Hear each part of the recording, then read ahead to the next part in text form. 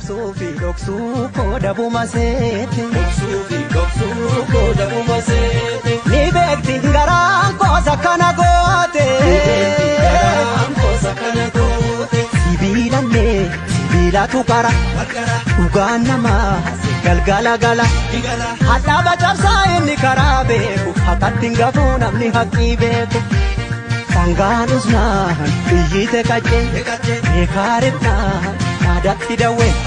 Eenyutu naa bubbuttaree nyaara. Keessi mul'atu beeki garaan dhiira. Gaafa dhiiraa lubbuun adabartu. Eessa baashii silas du'a naftu.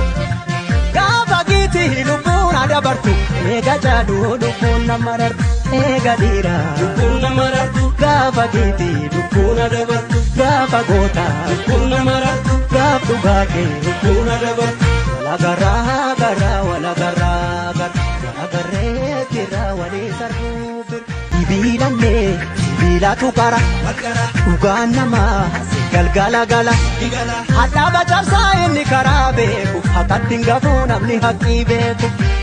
Sangaanus naan iyyite qaccee. Eekaarifnaan naadatti dawwee. Eenyutu naa bubbuttaree nyaara. Keessi mul'atu beeki gara.